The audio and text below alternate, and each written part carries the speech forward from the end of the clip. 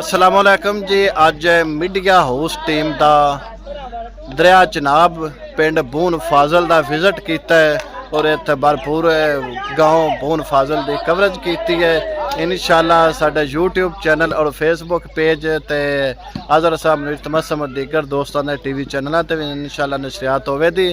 तो असी खास करके अपने मुंतखब नुमाइंदियां की गुजारिश करने भी वोटां दे विच तुसी बड़े हर पिंड हर डेरियां दा विजिट तुसी करते हो। अगर अज तुसी इस पिंड बून फाजल दा आके विजिट करो ना दा हाल आके वेखो भी इन्हां दियां ज़मीनां किवें दरिया बुरद हो रही ने। जिहड़े मुंतखब MP होने तो पहले यानी कि हर पिंड हर बंदे नूं आके बड़े एक नाम इन्हां नूं याद हुंदे ने, वो आके पुछदे ने मिलदे ने।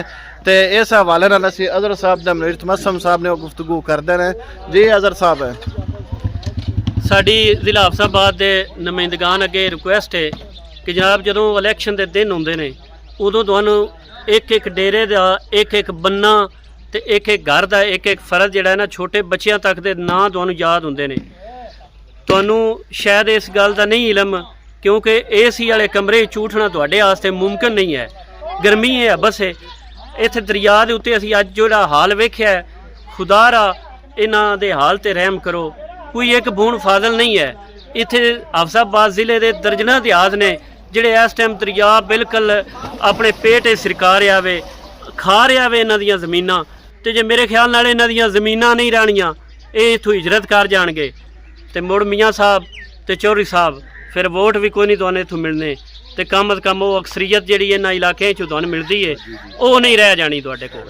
और खास कर जिंदा हत्थ इस टाइम ज़्यादा पाउंदा वे वो साडे वास्ते मोहतरमा हाफिज़ा सहरा अफसल तारड़ साहबा ते हुकूमत दे विच तुहाडा इस टाइम ना ही नहीं तुहाडा काम ते सारे मामलात जिहड़े ने तुहाडे हैंड ओवर ने जिला हफसाबाद दी हद तक। असीं चलो यही समझ लैंदे आ कि हफसाबाद जिला दी हद तक ही तुसीं कार मुख्तार हो ते कम अज़ कम इन्हां दे हाल ते एक वारी रहम फरमाओ। तकरीब तो अलावा भी आ जाओ। अज इन्हां दियां शायद तुहानूं इन्हां कोल सिर्फ एक ठंडा दुध बच गया उसी दा ते ओह तुहानूं जरूर ये पिवाणगे। इन्हां दियां ज़मीनां जे बचा सकदे हो ते बचा लो वरना ये हिजरत ते मजबूर हो जासणगे। जी बाबा जी तुसीं की कहना चाहुंदे? अज असीं बून फाजल मौके ते आए हैं दरिया चनाब के किनारे ते अपनी अखां ने ये दर्दनाक मंजर देखा कि साढ़े सामने जिहड़ी जरी जमीन है जिथों फटाफट अगले चारा कट के ले जा रहे हैं वो दरिया बुरद हो रही है। और सब तो ज़्यादा किसानों ने शिकायतां साडे अगे यही कीतियां ने कि इलैक्शन के दौरान साडे कोल सारियां पार्टियां दे सियासतदान आउंदे ने और चाचा बाबा करके सानूं सारियां नूं जफ्फियां पांदे ने ते हुण जिहड़ी साडी हालत है हुण सानूं कोई भी आके पुछदा नहीं पिया। ते जिहड़ियां वड्डे शहरां तकरीबात दे विच तुसीं शिरकत करदे हो, वड्डे वड्डे सियासतदान हो AC कमरिਆਂ ਦੇ ਵਿੱਚ ਜਾ ਕੇ ਤੇ सहरा अफजल तारड़ साहबा फिर तुसीं साडे नाल लड़दे हो कि तुसीं हत्थ हौला रखो। ਅਸੀਂ ਕੀ ਹੱਥ ਹੌਲਾ ਰੱਖੀਏ ਕਿ ਇੱਥੋਂ ਸਾਨੂੰ ਸਾਰੀਆਂ ਸ਼ਿਕਾਇਤਾਂ ਤੁਹਾਡੇ ਖਿਲਾਫ ਹੀ ਮਿਲੀਆਂ ਨੇ ਕਿ ਤੁਸੀਂ AC ਦੇ ਕਮਰਿਆਂ 'ਚ ਬਹਿ ਕੇ ਸਾਰੇ ਪ੍ਰੋਗਰਾਮ ਤੇ ਤੁਸੀਂ ਸ਼ਿਰਕਤ ਕਰਦੇ ਹੋ।